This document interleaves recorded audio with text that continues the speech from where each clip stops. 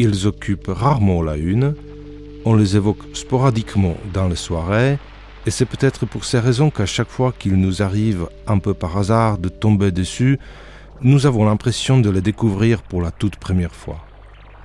Et c'est donc toujours un moment un peu particulier, unique, festif, lorsque nous prenons conscience qu'aux côtés de nos cerveaux, de nos intestins, de nos foies et de nos rats, nous avons aussi, faute de mieux, des organes inconnus.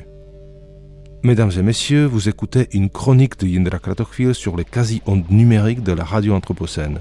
Une chronique aujourd'hui dédiée à ces petits riens dont on sait peu de choses. Peut-être parce que nous parlons là d'un univers à l'abri des regards, et même à l'abri de la lumière. On s'aventure là dans un milieu plongé la plupart du temps dans notre obscurité intérieure, constitutive, peu susceptible d'éveiller la curiosité de tout un chacun. À moins que la raison principale de cette inattention soit le fait que la plupart du temps, nous avons tout simplement autre chose à faire que de partir à la recherche des organes inconnus à l'intérieur de nous-mêmes. Et oui, nous avons hélas des ressources à extraire, des communications à établir, des productions à produire, et j'en passe. Ce qui est fort dommage, car des choses vraiment exceptionnelles se trouvent régulièrement en dehors des sentiers battus. On pourrait imaginer toutes sortes d'activités autour de nos organes inconnus. Des jeux de société à faire en famille ou entre amis, des chasses au trésor, des triviales poursuites, bref, il est regrettable de passer à côté de tous ces mystères situés littéralement à portée de main. Ainsi donc, en l'absence d'investigation, qu'est-ce qu'on peut dire des organes inconnus ? Bon, ils vivent leur vie, d'accord, mais encore. Par exemple, cette espèce de petite pochette un peu verte, à quoi pourrait-elle servir ? La chlorophylle peut-être ? Une réserve d'épinards ? Des pigments absorbés par les yeux pendant la dernière promenade ? Mystère. Et ça vous rappelle quelque chose ? Est-ce que ça pourrait pas être le truc qui connecte la mémoire avec les oreilles et qui tombe si souvent en panne ?